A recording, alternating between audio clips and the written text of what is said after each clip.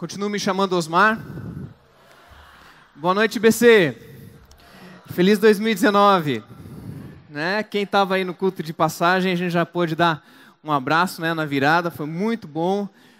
Como o pastor Zé Edson falou, a gente pôde visitar várias mesas aí, conhecer toda a gastronomia cearense, né? E de ano novo, comemos muita passas, né? Uva passas com arroz, com empadão, tudo tinha uva passa, né? Mas foi muito bom, muito gostoso. E que bom começar o nosso ano, primeiro domingo do ano na igreja, não é não, gente?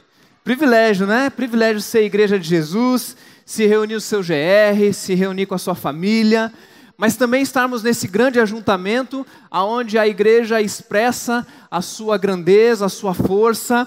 E eu estava ali atrás preparando para entrar e a gente fica escutando a tenda que tem essa acústica interessante, né? E como é lindo a igreja de Cristo dizendo, posso enfrentar o que for, eu sei quem luta por mim, seus planos não podem ser frustrados, a minha esperança está nas mãos do grande eu sou, meus olhos vão ver o impossível acontecer. É bom demais, né? Quantos creem nessa música aí? Creem de verdade? Porque a Bíblia diz assim, né? A Bíblia diz que a gente pode acreditar. E todas as vezes que eu venho também aos domingos aqui, é para o meu coração ser cheio de esperança, ser cheio de animação, de sonhos novamente. E como é bom fazer parte então dessa igreja que sonha grande, porque Deus quer ter uma grande família, assim como você tem estado aí com a gente, não é, querido? Esse tem sido um começo de ano muito especial, além dos jogos de verão que estão acontecendo ali no Colégio 7 de Setembro. Hoje mesmo, os voluntários do Radical vão estar já dormindo aqui, porque na terça-feira tem o retiro do Radical. Cadê a animação, gente, do retiro do Radical, né? Muito bom. Então tem inscrição até hoje, isso não é um aviso, mas isso é um pedido de oração, para que você ore, para que esse final de semana, essa semana seja especial na vida dos nossos adolescentes, porque os adolescentes, eles não são a igreja do futuro, eles são a igreja do presente e do futuro. Por isso, o nosso investimento nas crianças e nos adolescentes são deveras importantes. Queridos, abra sua Bíblia no livro dos Salmos. Nós vamos iniciar hoje uma jornada, uma caminhada de alguns domingos, onde nós vamos passear pela palavra de Deus, vamos passear pela Bíblia e buscar então entender a sua vontade para nós através de algumas chaves bíblicas, algumas maneiras da gente encontrar a verdade do Senhor para o nosso ano, balizas para a gente poder viver um ano de qualidade, um ano abençoado, um ano cheio da graça de Deus. Salmo de número 25, a partir do verso 10, esse começo de ano, se o final de ano é gratidão, o começo de ano é esperança. Parece que tem um chip na cabeça da gente, que quando a gente inicia um outro ano, nosso coração se permite sonhar de novo, até esperança de novo, fala assim, esse ano eu vou casar. Alguém disse amém aí? De manhã teve um casal que estava ali sentadinho, ela disse amém e ele não disse. Daí eu falei, acho que a gente tem um conflito de interesses aí, né? Quem quer casar aí diz amém. Tá uma romena aí, eu gostei de ver aqui. Ele tá sorrindo para mim, ele tá ok, né? E quem quer mudar de emprego, melhorar emprego? Quem quer emprego, né? Quer emprego. Você viu como acontece do ano novo, da gente ter essa esperança de que as coisas vão melhorar. Eu tenho expectativa que meu ano de 2019 vai ser melhor que o 2018. Eu me permito crer, sonhar, pedir para que 2019 seja o melhor ano da minha vida. Eu oro por isso, eu peço que nós vivamos um tempo muito especial, um tempo onde Deus vai abundantemente derramar sobre a minha vida. E eu oro dizendo, Deus, tudo que o Senhor tem para mim pode me dar. Estou preparado, estou pronto, eu quero ser muito abençoado em 2019, eu quero que a minha vida prospere, eu quero que a minha família prospere, eu quero que o meu GR prospere, eu quero ter um GL esse ano dentro do meu GR, eu quero ver essa tenda lotada, pessoas batizadas, pessoas conhecendo a igreja, ouvindo falar de Jesus, que essa cidade viva um avivamento de paz e esperança em nome de Jesus. Eu tenho ousado pedir essas coisas ao Senhor e eu creio que Deus, Ele tem também esse desejo de nos abençoar. E quando a gente fala da palavra prosperidade, muitas vezes, infelizmente, a gente teve essa palavra sequestrada ou roubada por uma parcela da religião que, infelizmente, trata isso como um ganho financeiro, dinheiro e bens materiais. Então, prosperar, na linguagem comum, é alguém ter mais dinheiro, alguém ter um carro novo, alguém poder morar num apartamento na praia. Bom, se bem que em Fortaleza todo apartamento é na praia, né? Eu estou meio fora de contexto, né? Mas poder morar num lugar legal, acho que tudo isso é muito joia. Contudo, a palavra prosperidade, ela vai muito além do que simplesmente bens materiais. É minimizar e mediocrizar a palavra prosperidade, tratando-a apenas como bens financeiros. É errado ter dinheiro, irmãos? É errado gostar de dinheiro? Quem aqui quer dinheiro? Ah, estou gostando de ver. Se você não quiser, pode mandar para mim que eu tenho bom uso para ele, tá? O dinheiro é problema? O que é o problema? Amor ao dinheiro. Quando você então adora o dinheiro manda em você. E quando a gente diz isso e fala assim, esse ano eu vou mudar, esse ano vai ser abençoado, esse ano eu vou emagrecer porque eu comi muito entre o Natal e o Ano Novo. O problema não é o que você come entre o Natal e o Ano Novo. É o que você come entre o Ano Novo e o Natal. Esse sim é um problema. E a gente diz, esse ano vai ser uma bênção, porque eu vou fazer isso, eu vou fazer aquilo. Eu ganhei um tênis para fazer uma caminhada, eu ganhei uma Bíblia nova de estudos para poder fazer minha devocional. E parece que a gente sai correndo atrás de suprir as nossas necessidades de prosperidade e de bênção através dos nossos esforços. E a gente faz promessa, a gente faz voto, a gente faz aliança e diz, esse é o ano disso, esse é o ano daquilo. E não raras vezes, quando a gente chega lá por fevereiro, março, o nosso tênis, ele já na nossa caminhada, foi 1, 2 caminhadas, já virou passeio de shopping. A gente já estava numa leitura bíblica tão animada, a gente praticamente não lia a Bíblia, e de repente quer ler a Bíblia toda num mês só. Por isso o pastor Zé Edson vem aqui dizer da importância da gente começar a se apaixonar pela palavra de Deus aos pouquinhos e se apaixonando cada vez mais. E parece que quando a gente vai atrás dessas coisas, nós não estamos conseguindo e aparentemente a vida acaba se tornando um ciclo onde a gente tenta e a gente não consegue. Tenta e não consegue. Parece que dentro de nós ou a partir de nós, nunca será suficiente para que a gente possa estabelecer ao nosso redor a bênção, a prosperidade que a gente tanto deseja. Irmãos, eu não só creio que a gente pode orar para ter um ano abençoado, um ano cheio da graça do nosso Deus, como Deus também concorda e deseja te abençoar muito em 2019. Essa é uma mensagem de aliança, mas uma aliança que gera esperança. E você sair daqui energizado para dizer, Deus está comigo, Ele tem algo para a minha vida. Eu lembro da história de um pastor que foi no aniversário de 15 anos da sua sobrinha e começaram a passar aqueles cartões onde as pessoas escreviam algum desejo para aniversariante, né? Desejo que esse ano seja assim, que nos seus 15 anos isso, que nossa vida seja daquela maneira. E quando ele recebeu aquele cartão, estava escrito assim em cima, desejo que você seja muito feliz. E ele pegou a caneta rapidamente e escreveu embaixo, mais o importante do que ser feliz é ser santa.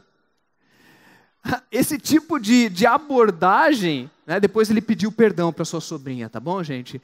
Mas esse tipo de pensamento de que ou você é feliz, ou você é santo, ou você agrada a Deus, ou você é feliz, é um pensamento absurdo, porque a nossa alegria agrada a Deus, a nossa felicidade e a nossa celebração e esperança agrada a Deus. A Bíblia é cheia de versículos, diz que Deus tem sonhos e quer nos ver prosperar, não planos de mal para nos frustrar, mas Ele quer olhar para nós e dizer, eu tenho coisas especiais para você, e é por isso que eu estou hoje inundado de ler nessa noite com vocês o Salmo de número 25, a partir do verso 10, você pode acompanhar na sua versão, que diz o seguinte, todos os caminhos do Senhor são amor e fidelidade para os que o cumprem, os preceitos da sua aliança.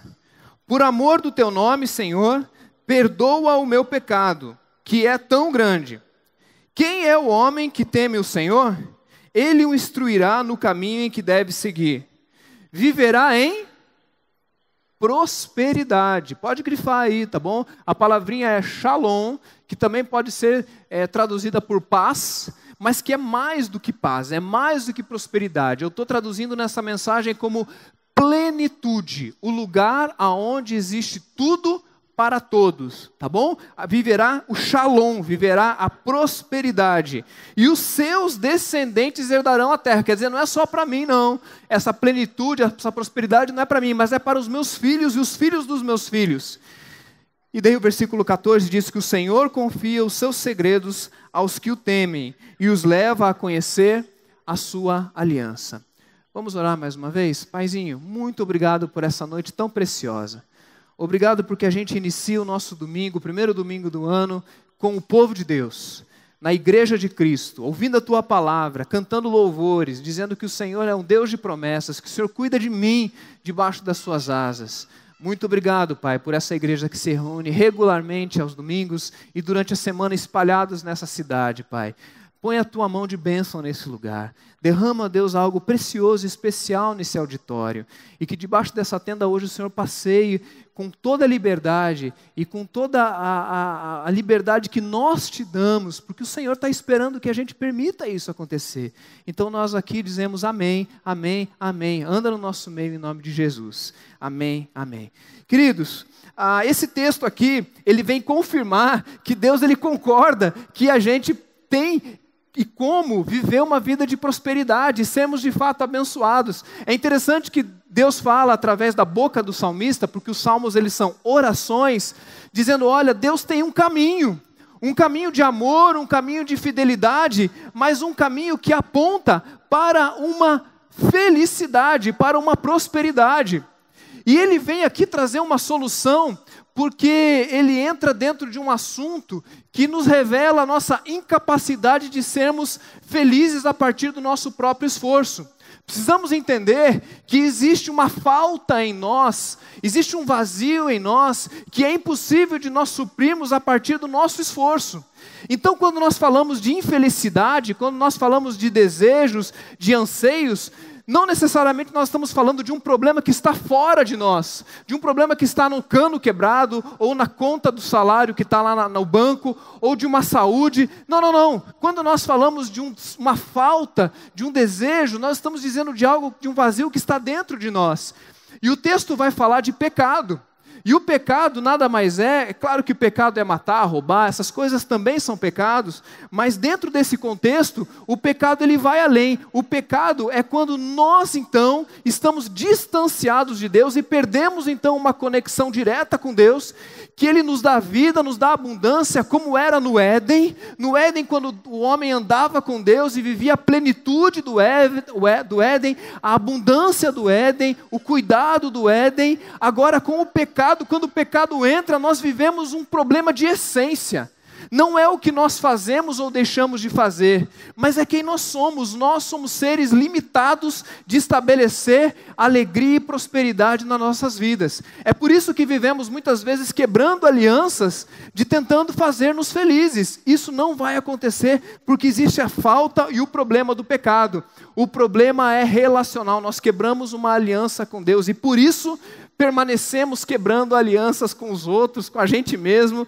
Nós somos um problema, gente. Nós, sem Deus, nós somos uma crise ambulante. Nós vivemos reclamando, nós vivemos descontentes, nada nunca está bom, nunca temos dinheiro suficiente, nunca temos tempo para descansar suficiente. Já percebeu como a gente tem mania de murmurar, dizendo eu queria dormir mais, eu preciso de um pouquinho de dinheiro a mais, eu preciso de um carro novo, eu preciso de um celular novo. Parece que a gente é reclamador e murmurador por essência. Não parece não, nós somos assim, nós somos desse jeito. O velho homem, o Adão que ainda habita em nós, convive com essa angústia de que em nós não temos capacidade de suprir as nossas próprias necessidades. E essa realidade mostrada pelo Salmo de número 25, externada para nós, ao mesmo tempo que o salmista denuncia isso, ele oferece para nós um caminho. E esse caminho é um caminho de refazer um relacionamento com Deus. Ele já diz, olha, isso é real, Deus tem um sonho, Deus tem um plano, Deus quer te abençoar, tem algo quebrado, tem o pecado, mas existe um caminho para que isso seja resolvido. E o texto então aponta a palavra aliança. Aliança é uma das chaves hermenêuticas da Bíblia. Você pode ler a Bíblia com as lentes das alianças que Deus faz. E especialmente as lentes do Velho Testamento, ou as alianças do Velho Testamento, são pelo menos 6 alianças no Velho Testamento, de Adão, de Moisés, de Davi, Deuteronômica, Abraão. Essas alianças do Velho Testamento, elas têm um desejo de nos ensinar algo. O que nos ensina no Velho Testamento? Que Deus queria abençoar o povo. Deus tinha um sonho, um plano para Israel. E ele chamava então representantes do povo, seja ele Abraão, seja ele Davi, seja ele o próprio Moisés. Ele diz, olha, eu tenho um desejo de abençoar vocês, eu tenho um desejo de que vocês sejam prósperos. Por isso eu vou fazer com vocês uma aliança, um acordo. Deus é fiel, amém, gente? Deus é fiel por essência, Ele não pode escolher não ser fiel, Ele é fiel porque Ele é assim. Mas quando Ele faz uma aliança com o ser humano, Ele está se relacionando com um ser humano falido, falível, que não consegue manter essa aliança com Deus. Então Ele vai dizendo, olha, eu quero ensinar vocês a andarem comigo. Eu tenho um jeito de educar vocês a caminharem e andarem comigo da maneira como eu quero. Pastor Zé Edson leu o texto de Noé, e se a gente olhar para um dia de chuva, né, que tem a chuva e tem o sol, a gente vai ver um arco-íris. E apesar de um grupo aí adotar o arco-íris como seu símbolo, o arco-íris é o símbolo da aliança que Deus fez com Noé, que não destruiria mais a terra por água. Não é isso? Às vezes chove em Fortaleza, eu tenho que lembrar dessa aliança, né? Deus prometeu que não ia mais assim, aquela chuvarada, né? Então, essas alianças que Deus vai colocando no Velho Testamento, é uma maneira de ensinar, dizer, olha, você cumpre as alianças que eu tenho algo para você lá na frente. Você seja fiel, você responda com fidelidade à minha fidelidade, ande nos meus preceitos, ande nos meus mandamentos, ande na minha lei, porque lá na frente eu tenho uma recompensa para você. Essa lógica do Velho Testamento, ela se estabelece muito claramente no relacionamento com Moisés. Por exemplo, lá vou dar um outro texto aqui, 2 Crônicas, um texto que todo mundo conhece, não é? 2 Crônicas 7,14. Se o meu povo, que se chama pelo meu nome, se humilhar e orar, está entendendo o condicional? Se essas coisas acontecerem, então eu ouvirei do céu, perdoarei os seus pecados e sararei a sua terra. Se vocês cumprirem a minha aliança, se e somente se, eu vou então prosperar e vou colocar vocês dentro de um lugar. A peregrinação de Moisés no deserto tem muito essa ideia de que andando no deserto em fidelidade com Deus, Deus tinha preparado Canaã, a terra prometida. E sabe o que é Canaã? Sabe o que é a terra prometida? O lugar do Shalom de Deus. É o lugar onde existe plenitude de tudo para todos. É lá em Canaã, se eu for fiel, é lá em Canaã que Deus vai me dar tudo o que eu preciso para ser feliz. Se eu conseguir seguir os caminhos do Senhor, eu vou chegar aqui em Canaã e dizer, cheguei no Shalom de Deus. Eu não tenho falta de mais nada, Deus já supriu todas as coisas, agora é leite e mel, é descanso, é presença do Senhor. É essa a velha aliança. E eu acho interessante que quando a gente olha para isso, a gente esquece de fazer a passagem pela nova aliança. Porque Jesus pega a velha aliança e ressignifica e dá um significado completo para ela. E algumas religiões, elas pegam esse tipo de mecânica do Velho Testamento e elas simplesmente transportam sem ressignificar. Então você vê algumas religiões por aí que tentam então manipular Deus, ou manipular a divindade, como se Deus fosse uma máquina. Quer ver, esse final de ano, quando foi do dia 31 para o dia 1º, eu passei aqui a virada, dia 1º eu fui para a praia. Cheguei bem cedinho na praia, 8 da manhã, não tinha ninguém, consegui ficar numa barraca lá na frente, né? Curtindo a praia. E eu consegui ver algumas pessoas ainda saindo do mar, todas vestidas de branco, pulando 7 ondinhas. Já ouviu falar disso? E eu fui estudar o que significa pular 7 ondinhas. Mas eu não vou dizer para você, porque eu não quero perder tempo dessa mensagem, que não presta para nada. Mas a ideia das pessoas e da crendice é que se alguém se vestir de branco e pular 7 ondinhas, ela vai então mexer com a divindade, e a divindade vai agir com benevolência com relação à vida dela. Então ela veste branco, e o branco significa... Você sabe, né? O vermelho significa o quê? O verde. Vocês estão bons nesse negócio, né? Vocês sabem tudo isso aí, né? Às vezes essas coisas são simplesmente algumas brincadeiras que a gente coloca e tal. Não sei se aqui também, mas lá no sul tinha gente que colocava semente de azeitona na carteira. Essas mandingas, né? Essas magias que a gente tenta fazer aqui embaixo para ver se Deus responde, como se Deus fosse uma máquina e a gente apertasse os botões certos, e se nós apertássemos os botões certos, Deus vai sair da sua preguiça, Deus vai sair da sua desatenção, Deus vai sair da sua inércia. Talvez Deus está preocupado com outra coisa, mas se eu orar, se eu fizer uma oferenda, se eu colocar farofa com frango e entregar para Ele, Ele vai agir em meu favor, ou eu vou aplacar a ira de Deus.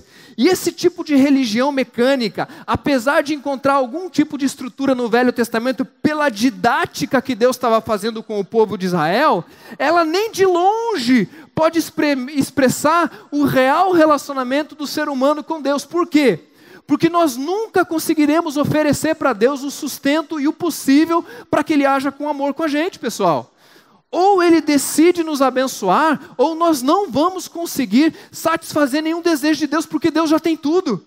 Deus, Ele não precisa de nada. Deus não precisa que a gente pule 7 dias, Deus não precisa do nosso dízimo, Deus não precisa que a gente cante, Deus não precisa de coral, Deus, Ele já tem no céu tudo que Ele precisa. Então as nossas ações, elas não são suficientes para que Deus haja com graça e com amor nas nossas vidas. Mas tem gente ainda vivendo no Velho Testamento, tem gente ainda vivendo na lógica religiosa de que se eu, no Papai Noel, né? Se eu obedecer o papai e a mamãe, eu vou ganhar um presente do Papai Noel. A gente acha que se a gente for bonzinho com Deus, Deus, Ele vai ser bonzinho com a gente. Infelizmente, muitas pessoas vivem, inclusive, dentro dos ambientes cristãos, onde pessoas, por exemplo, que dizem assim: se eu trouxer R$100 aqui no meu dízimo, Deus vai me dar 1.000. Né? Tem gente que pensa assim. Tem gente que pensa assim: se eu não... eu ouvi uma coisa interessante. Quem não dá na igreja, gasta na farmácia. Você viu que terror? Se você não dá o dízimo, você vai ficar doente, porque Deus vai pesar a mão. Que tipo de Deus é esse que a gente olha como se fosse um Deus que precisasse ter a sua ira aplacada por alguns reais nossos? Esse tipo de Deus é um ídolo que nós manipulamos, é um ídolo que a gente tenta dizer para Ele o que Ele tem que fazer. Deus, esse é o ano que eu vou casar, Deus, esse é o ano que eu vou passar no vestibular, Deus, esse é o ano que eu não vou ficar doente. Espera aí, quem é o Senhor para a gente aconselhá-lo? Diz Romanos capítulo 11. Então essa lógica, ela apesar de ser uma didática interessante para a gente ter uma vida de santidade e fiel, ela nem de longe aponta para o final. E sabe o que acontece? Jesus, Ele pega a velha aliança e Ele diz: agora eu vou dizer para vocês por que e para que essas velhas alianças existiam. E Ele então, na noite em que foi traído, tomou o pão e, tendo dado graças, partiu e disse: este é o meu corpo dado em favor de vocês, façam isso em memória de mim. Na ceia memorial, na última ceia, Jesus então, Ele pega uma festa judaica, Ele pega um feriado judaico, uma festa do povo judeu, e Ele pega o pão, e o pão, um elemento que significava e simbolizava provisão, era artigo básico da comida judaica. A pessoa tem pão e tem alguma coisa para beber, ela vive. Então Jesus, Ele pega o pão e Ele parte aquele pão, e quando Ele parte, Ele diz assim: este é o meu corpo. A provisão que vocês precisam sou eu. Eu sou tudo o que vocês precisam. E Paulo, vai dizer depois, escrevendo aos Colossenses, no capítulo 2, versículo 9, ele diz assim: porque toda a plenitude de Deus habita corporeamente em Jesus. Sabe o que Paulo está dizendo? Paulo está dizendo que toda a plenitude do shalom, da bênção, da prosperidade, tudo que nós precisamos, Deus colocou em Jesus. Deus pôs na pessoa de Jesus, e Jesus então pega o pão, parte aquele pão e diz: esse é o meu corpo, e ele põe aquilo diante dos discípulos e fala assim: comam do meu corpo, coloquem o meu pão dentro de vocês. Eu agora vou enquanto plenitude de Deus, e toda a plenitude de Deus agora vai morar dentro de vocês. Sabe que isso me responde, meus irmãos? Que toda a necessidade que nós temos de estabelecer através de alianças, através de promessas, votos e resoluções ao nosso redor, na plenitude ao nosso redor, na verdade Deus já solucionou. Quando Ele envia Jesus, diz o seguinte: o vazio desse povo é dentro do coração, então Jesus vai encher-nos de plenitude dentro de nós. E toda a paz, e toda a plenitude, todo o shalom de Deus, agora vem corporamente e mora dentro de nós, porque Jesus não nos dá a paz, Jesus Ele é a nossa paz. Jesus não nos dá uma recompensa, porque não tem nada melhor do que Jesus. Jesus, Ele é a própria recompensa. Não tem nada que Deus possa nos dar melhor do que Jesus, amém, gente? Quem já tem Jesus aí, levanta a mão. Tem alguma coisa melhor do que Jesus você pode ganhar? Um carro, fala a verdade, um carro, né? Jesus com um carro. Jesus com uma casa nova. Você está percebendo que como acaba ficando ridículo quando a gente diz: em mim habita toda a plenitude de Deus, de satisfação, o shalom, que estava lá no final da aliança do Velho Testamento. Deus pega aquele shalom e diz assim: na nova aliança, o shalom é na hora da aliança, e Ele está dizendo: que você está correndo atrás do vento? Que você está correndo atrás para lá e para cá através de dinheiro, quando dentro de você já está o maior tesouro? Jesus é o maior tesouro. Meus irmãos, essa mensagem não é uma mensagem de falar de outra coisa, senão apontar para o personagem, apontar para a pessoa de Jesus e dizer: vamos queridos, perdão, precisava de uma água. Vamos redescobrir toda a herança e todo o tesouro que tem na pessoa de Jesus de Nazaré.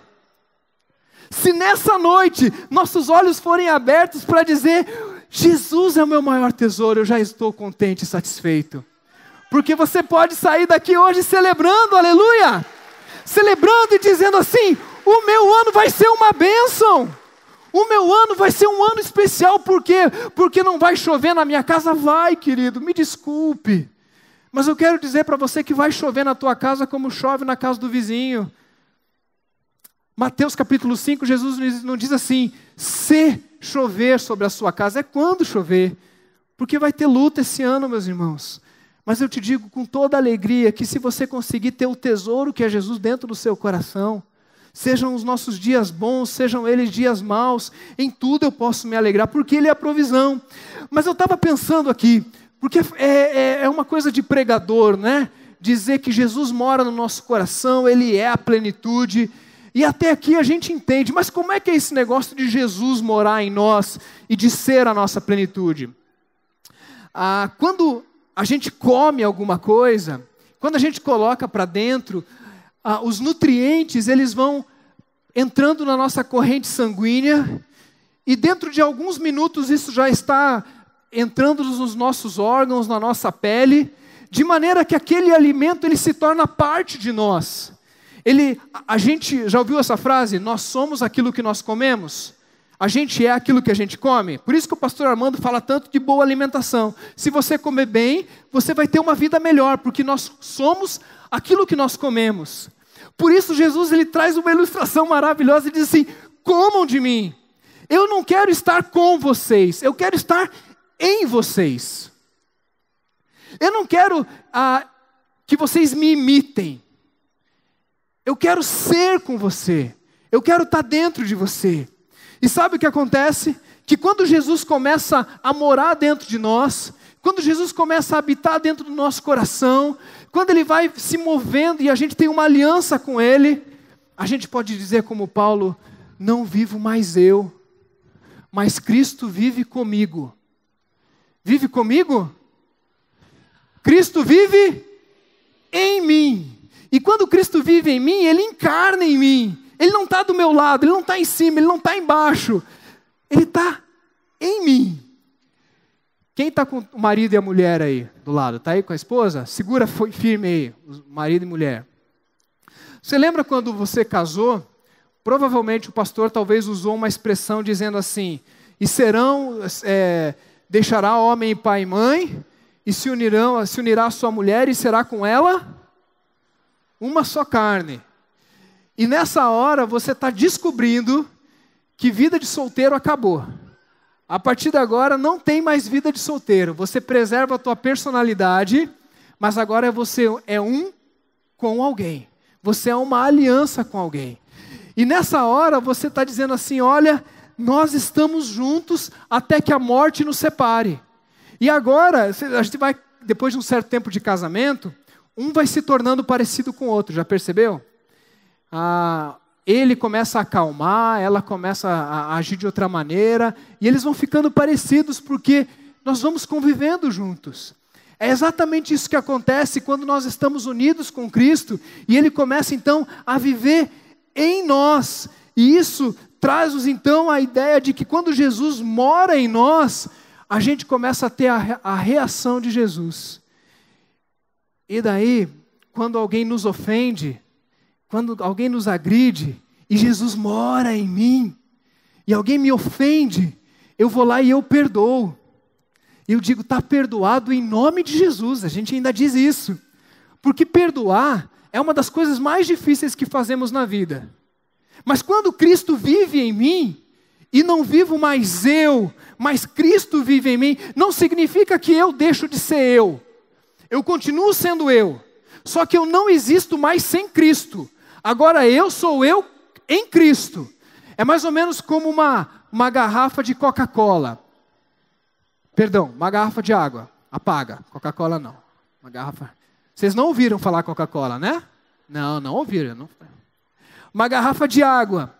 E você diz assim, eu vou colocar essa água, essa garrafa aqui, dentro, e vou batizá-la e vou colocar dentro dessa piscina. Tibum. Então, eu estou em Cristo. Quantos aqui estão em Cristo? Diz amém. Está em Cristo? Amém? Só que essa mensagem é para a gente abrir a tampa da garrafa. E agora, eu estou em Cristo. E quando eu coloco a garrafa dentro da piscina, o que acontece? Você é batizado por fora, na tua vida exterior, dizendo, por fora o Senhor está mudando, mas Deus entra dentro de mim e Cristo está em mim. E se Cristo está em mim, vivendo em mim, dentro de mim, as minhas reações mudam. E se alguém me ofende, eu perdoo. E você já viu? É bom se vingar? É ou não é? É bom ou não é se vingar, gente? Quem aqui já se vingou? Não fala amém, não. Gente, não tem como não dizer que tem um prazer e uma certa satisfação em se vingar. Quem joga futebol sabe. O cara dá uma entrada em você lá na ponta esquerda. Quando a bola volta aqui, você fala assim, a bola quicando, você fala assim, agora ele vai ver o que é bom para tosse. E não tem como negar que existe uma certa satisfação no pecado, porque senão ninguém faria. O pecado, ele carrega dentro de si algo atrativo. Então existe uma satisfação na vingança.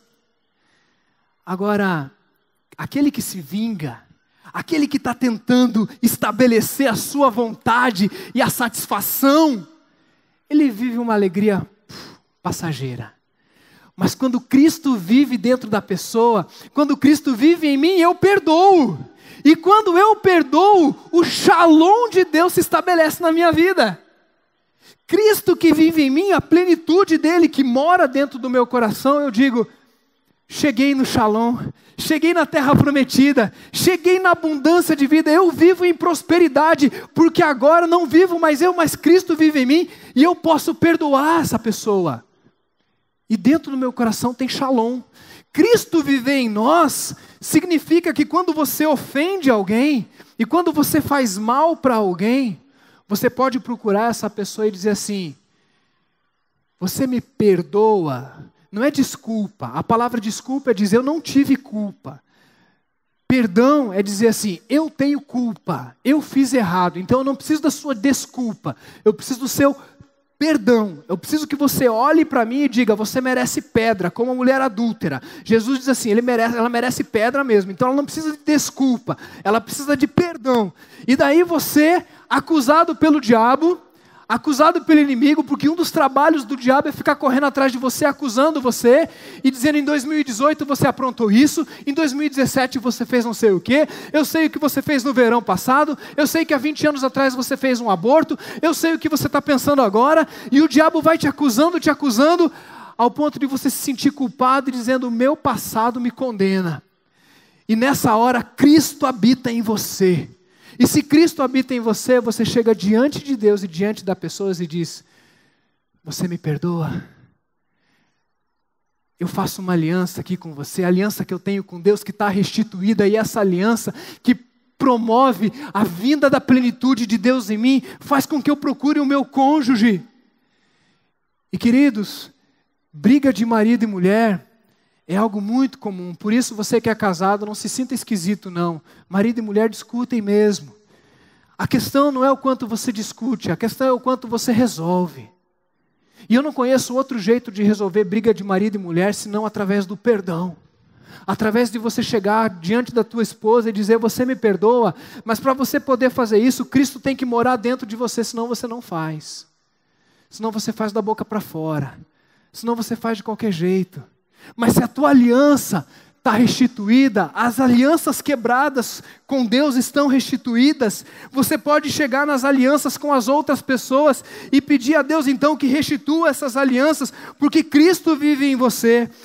Não vivo mais eu. Jesus está dizendo em João capítulo 17, que Deus em Jesus e Jesus em nós. Jesus quer morar dentro de nós e não apenas andar no nosso meio, e não apenas ser uma inspiração para nós. Ele não quer mudar o nosso jeito de vestir. Jesus não quer mudar a nossa roupa ou nossas palavras simplesmente. A nossa fé espiritual não é uma fé estética. Jesus quer mudar o nosso coração. Jesus quer mudar o nosso caráter.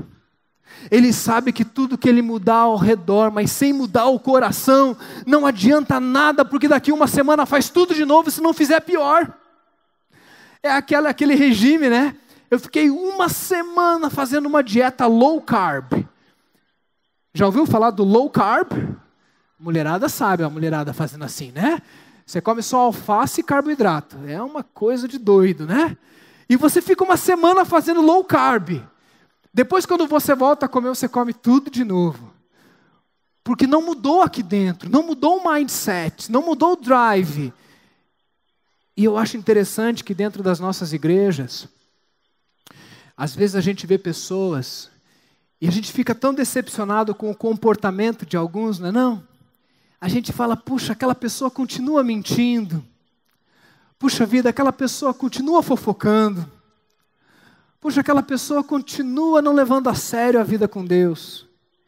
E às vezes a gente fica apontando essas coisas até que alguém um dia chega para a pessoa e fala assim, sabe o que está faltando? Eu acho que no fundo está faltando Jesus. A pessoa não tem Jesus. E quem ainda não recebeu Jesus no seu coração, dentro do seu coração, pode pintar da cor que for, pode tentar fazer do jeito que for, se a plenitude não estiver dentro do coração, fora vai ser um caos, fora nunca vai ser suficiente, a vida vai sempre ser um ciclo de frustrações, até que dentro do coração a pessoa diga, agora converteu, agora se ajoelhou diante do poder superior, e agora reconheceu que não dá conta da vida. Por isso, não teria melhor maneira da gente iniciar essas mensagens, e iniciar esse ano dizendo assim, eu vim aqui falar de Jesus para vocês. Eu vim aqui falar que o segredo da vida abençoada em 2019 é Jesus. Não é pastor, não é igreja, não é GR, não é dinheiro, é Jesus. Ou é Jesus ou é nada. Ou Jesus satisfaz a nossa vida ou a gente vai correr atrás do vento, como diz Salomão. É uma vida em que o rio corre para o mar, um dia nasce, o outro... É um tédio, uma rotina sem graça. Uma vida sem Cristo é uma vida sem graça. Mas uma vida onde tem Jesus, todas as oportunidades podem ser novas. Algo novo pode acontecer esse ano na sua vida, meu amado. Sabe por quê? Porque nós descobrimos que essa vida próspera e plena não acontece fora de nós. Não é a tua conta no banco. Não é aquele elogio que você tanto precisa. Como a gente coloca a nossa alegria no elogio do nosso cônjuge? Como a gente coloca a nossa alegria naquelas coisas que a gente tem, ou nas pessoas que a gente tem? Já percebeu como a gente vincula a nossa satisfação à presença de pessoas na nossa vida? E de repente a gente está dizendo assim, eu sou feliz porque eu tenho fulano de tal na minha vida. E às vezes a gente está esquecendo de que se a gente não está feliz tão somente com Jesus, essas coisas podem passar. Esse seu emprego tão legal pode ir embora. Esse relacionamento tão especial. Conheço pessoas que quando terminam o casamento, a pessoa ela tem um suicídio emocional. Porque além de perder o casamento, ela perdeu a vida. Porque a vida dela era aquele casamento. E ninguém torce para casamento acabar não, viu gente? A gente quer que seja até que a morte separe. Mas a nossa vida de alegria e de felicidade tem que estar acima do nosso cônjuge. Jesus tem que estar acima do nosso cônjuge. Amém, irmãos? Irmãos, a nossa alegria tem que estar acima dos nossos filhos. Amém, irmãos? Jesus tem que estar acima dessas coisas, queridos. Porque essas coisas não são garantia que vão nos dar alegria.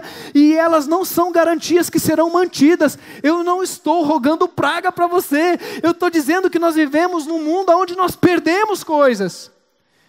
E eu não tenho dúvida que muitas e muitas vezes Deus permite que nós percamos coisas para que a gente caia em si de novo, que a verdadeira alegria, se a gente só encontra em Jesus. E a gente volta para Jesus, e a gente volta para Jesus, e a gente volta para Jesus. E quando a gente volta para Jesus, a gente é ofendido, a gente perdoa. Aquele que roubava, ele não rouba mais. Não porque ele tem medo de ser preso, mas porque ele descobriu que roubar traz para ele culpa, traz para ele falta de integridade. Ele não pode olhar nos olhos dos seus filhos. E ele diz, isso não é vida não.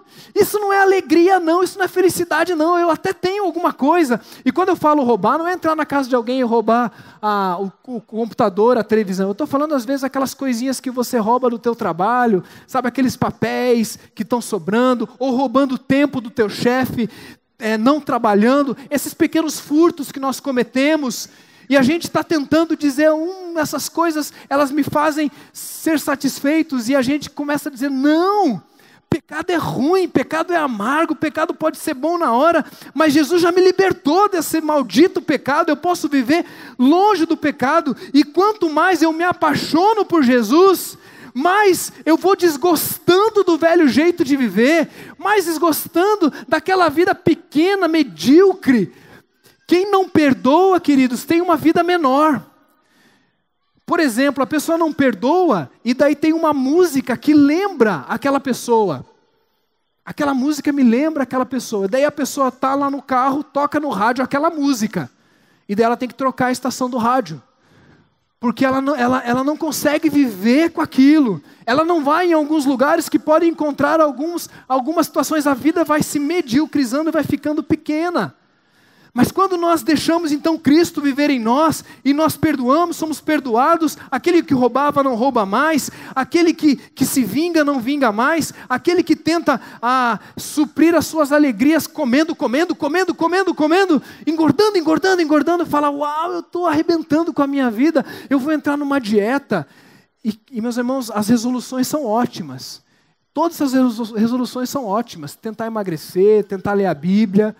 eu só quero te dizer o seguinte: essas coisas sem Jesus não são nada. Ler a Bíblia sem Jesus não é nada. Emagrecer sem Jesus não é nada. Todas as coisas, elas ganham significado a partir de Cristo, a partir de uma vida cheia de Jesus, do seu Espírito Santo. A pessoa que traía, ela descobre uma coisa chamada fidelidade. A pessoa que adulterava e dizia: uau, eu adultero, olha só como as pessoas estão vendo que, né, do meu trabalho. Ela descobre a bênção de viver casado e com fidelidade, olhar no rosto da sua esposa. Eu tenho orado, queridos, eu tenho 16 anos e meio de casamento. E eu tenho orado para envelhecer do lado da minha esposa, ficar careca, velhinho, andando na praia, eu e minha esposa, de bengala os dois assim. Mas isso eu não consigo por mim mesmo. O Osmar não consegue isso. Porque o Osmar é Adão.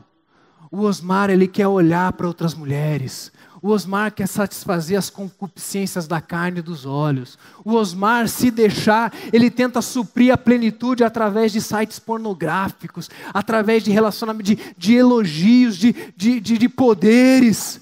Até essa hora em que Jesus fala assim: para com poder, para com elogio, volta para o pó, volta para Cristo, volta para mim. E quando eu volto para Cristo e Cristo vive em mim, eu olho para minha esposa e eu falo assim: amor, fidelidade, carinho, amor, mansidão, domínio próprio. Todas essas coisas fazem.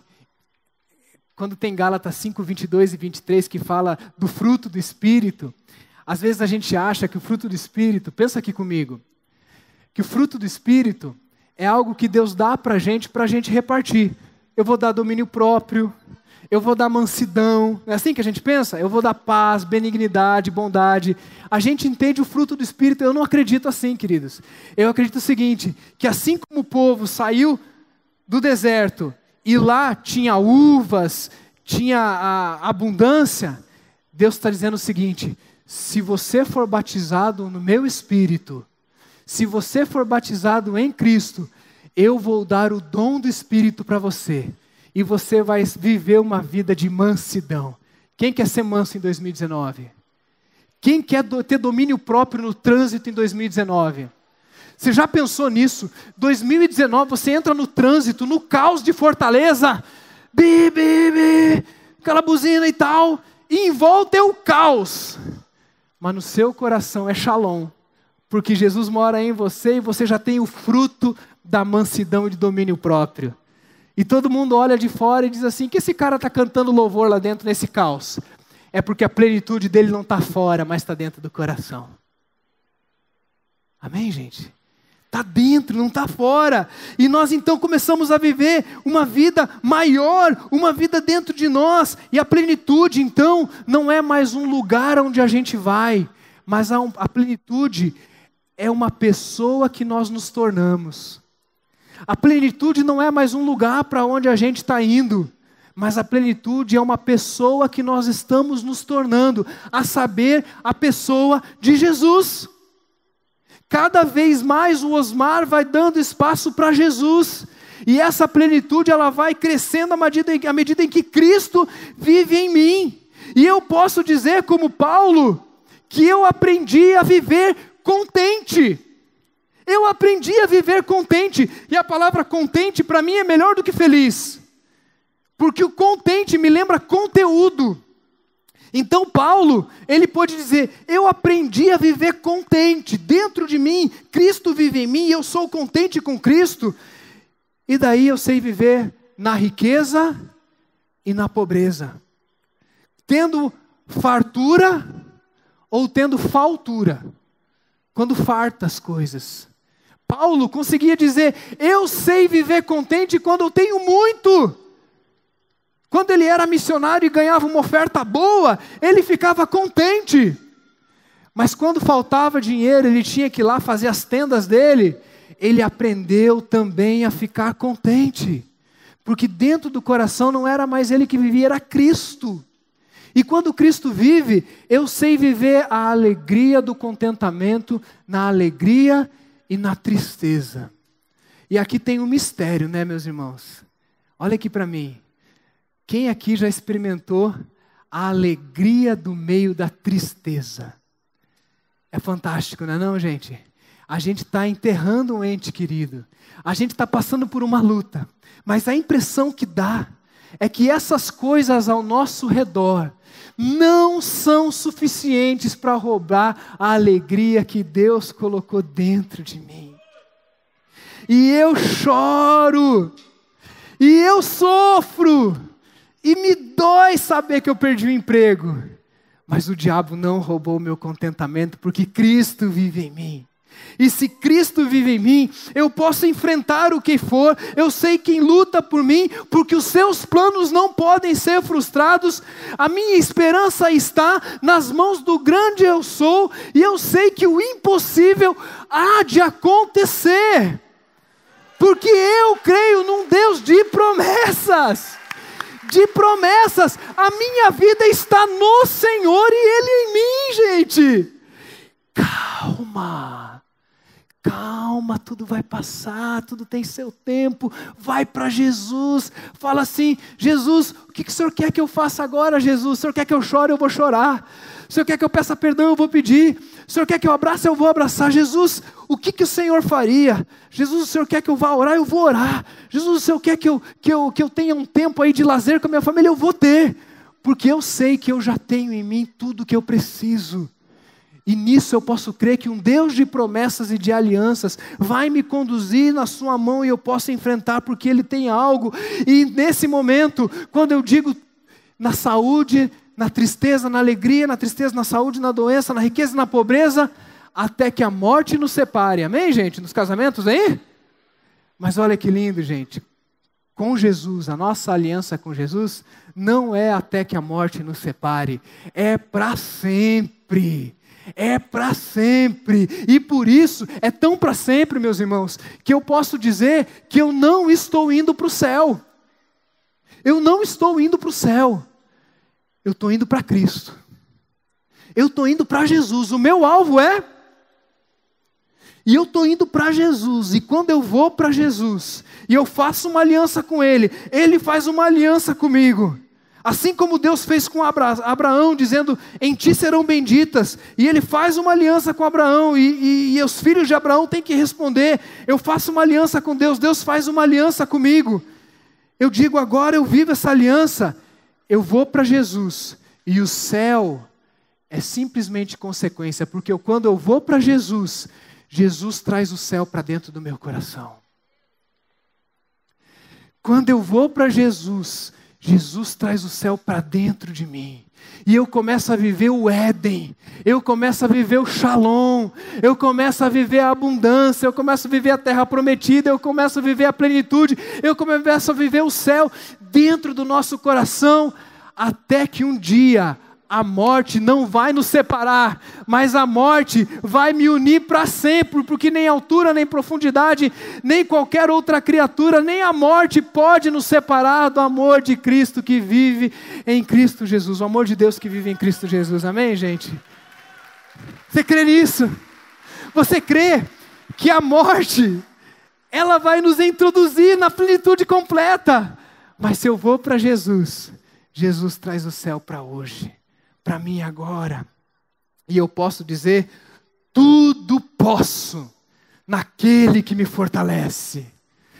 Tudo posso, porque Cristo em mim é a esperança da glória. Meu convite nessa noite, queridos, não é para você vir para o céu. Não é para você ir para o céu.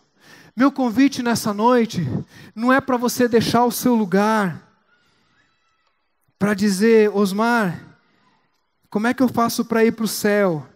Eu tenho que aceitar Jesus para ir para o céu? Não, gente, porque não tem nada depois de Jesus. Não tem nada melhor do que Jesus. O céu não é melhor do que Jesus, porque céu sem Jesus não é céu. O céu é Jesus. Esse ano tem que ser cheio de Jesus na tua vida. E eu estou indo para Jesus, e o meu convite nessa noite não é para você ir para o céu, mas é para você ir para Cristo. É para você ir para essa aliança. Para você poder fazer essa aliança eterna com Deus e abraçar Jesus e dizer, Jesus, muda o meu coração. Porque meu problema não é que eu grito muito com a minha esposa, meu problema é que eu sou gritalhão mesmo. Meu problema não é que de vez em quando eu pego alguma coisa do meu trabalho, meu problema é que eu ainda sou ladrão. Eu preciso que o Senhor mude o meu caráter. O meu convite hoje não é para você ter um carimbo de salvação para que você vá para o céu. Porque eu acho que isso é muito pequeno, por incrível que pareça. Porque não existe mensagem maior do que Jesus. Nem a mensagem do céu é maior do que a mensagem de Jesus no nosso coração. E eu orando sobre isso, tem uma música que a gente vai cantar, e a equipe vai me ajudar aqui. E talvez você nessa noite, que fez vários planos e vários projetos para 2019, está querendo ser feliz. Quem aqui quer ser feliz em 2019? Quer ser feliz? Se não levantar a mão, vai perder a bênção. A gente pode pedir isso? Deus quer que a gente seja feliz? Deus quer nos abençoar? Agora você concorda comigo que tem que ser nos termos da aliança dele, não nos meus termos? Porque se for do meu jeito não vai prestar. Se for do meu jeito não vai funcionar. Mas se for do jeito de Jesus, se for do jeito dele em nós, esse vai ser o melhor ano das nossas vidas. Se Jesus morar no nosso coração e entrar dentro da nossa vida, nós viveremos os melhores anos da nossa vida. Sabe por que eu estou dizendo isso? Porque eu estou dizendo que talvez você hoje seja a primeira vez que vai entregar a sua vida a Jesus. Vamos ficar de pé antes da gente cantar? Eu queria fazer dois convites. O primeiro convite é para aquele que hoje está nos visitando, quem sabe, ou talvez é amigo da igreja, né? Amigo do evangelho, amigo dos crentes, e está visitando os parentes, ou está vindo na igreja há algum tempo já, mas ainda não entregou a sua vida a Jesus. Eu quero dizer que você chegou na melhor noite possível da sua vida. Você não poderia ter vindo na igreja no melhor dia. Todo domingo é bênção, não é não, gente? Mas hoje você está ouvindo falar da coisa mais importante dessa igreja, que é a pessoa de Jesus. Essa igreja não existe se não for Jesus. E por isso, talvez você que anda cansado, frustrado, e está fazendo um monte de pular ondinha, de fazer promessa, de tentar consertar a tua vida, já tentou 2016, 2017, 2018, 2019, não está dando certo. Eu quero dizer para você que não vai dar certo, porque tem uma coisa chamada quebra de aliança e pecado no seu coração. Mas hoje Jesus está nesse lugar. Jesus está nesse lugar. E Ele não está aqui para julgar você. Ele não está aqui para ajuizar você. Mas Ele está aqui para oferecer para você um relacionamento.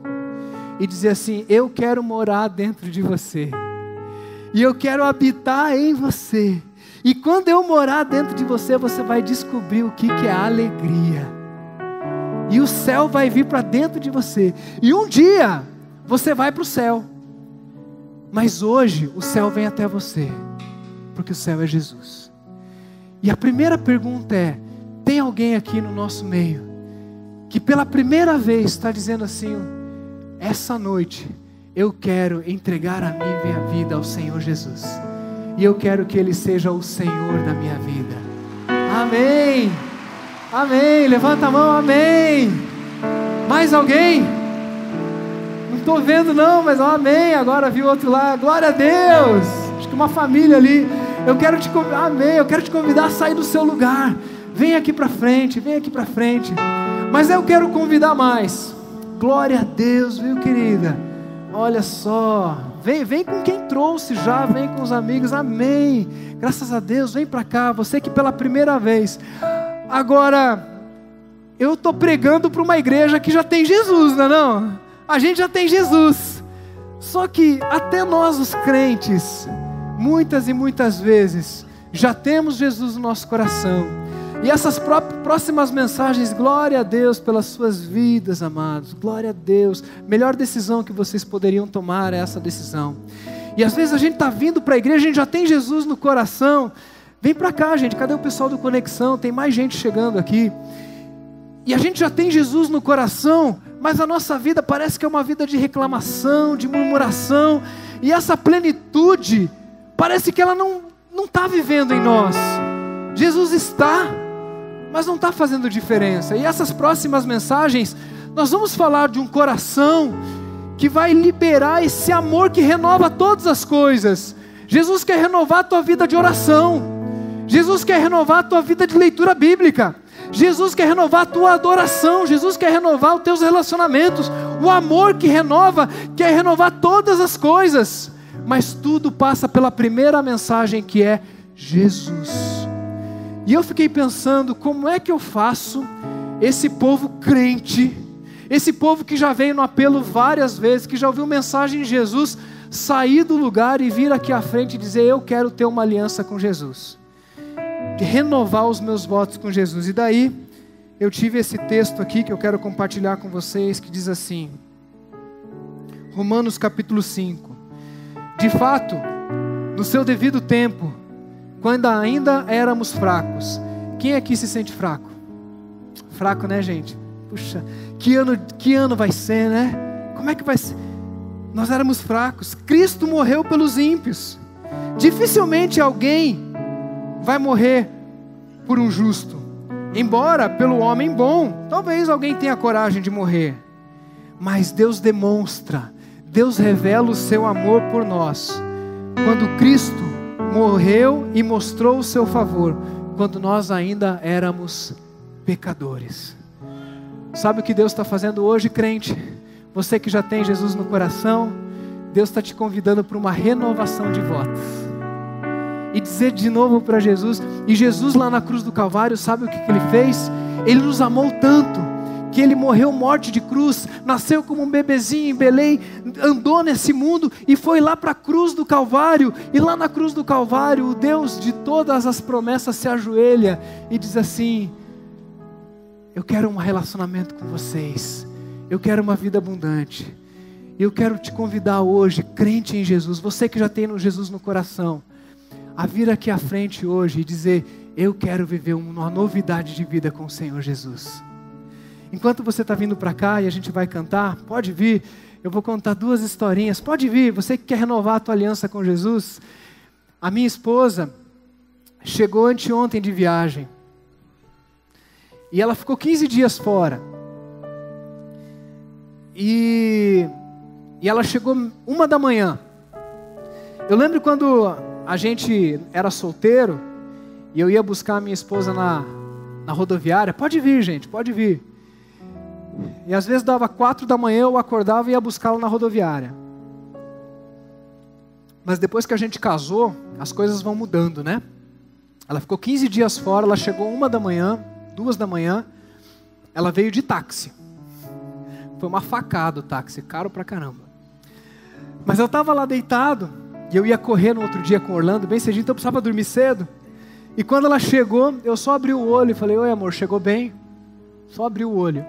Ela: cheguei bem. Se arrumou, deitou. E no outro dia ela veio me abraçar e falou: você não me deu nenhum abraço ainda depois que eu cheguei. Contei isso de manhã já, amor, já pedi perdão, né? Já pedi perdão para você lá também, né? Porque depois de um tempo se relacionando, a gente vai entrando numa mesmice, né? A gente parece que a pessoa já me ama, eu já amo, vamos tocar, a gente vai levando. E eu lembrei de uma história que um casal havia casado há 30 anos já. E depois de 30 anos, a esposa vira para ele e diz assim: amor, você nunca mais me disse que me ama. Você disse que me amava no dia do nosso casamento e nunca mais disse. E daí ele respondeu assim: mas querida, eu disse no dia em que a gente casou. E tá valendo, se mudar alguma coisa eu te aviso. Os homens entenderam o que ele falou? Vocês entenderam, homens? Porque a gente é assim, né? A gente carimba e vale. Agora deixa eu perguntar, mulheres, o que vocês acham disso? Tá certo ou tá errado? Tá errado ou tá muito errado?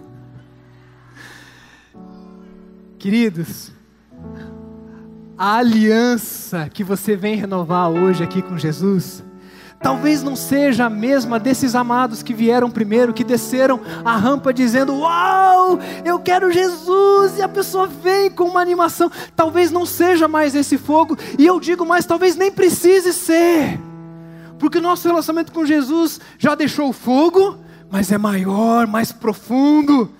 E glória a Deus por isso. Eu talvez não tenha mais aquele fogo pela minha esposa de solteiro, mas eu a amo muito mais do que amava quando casei.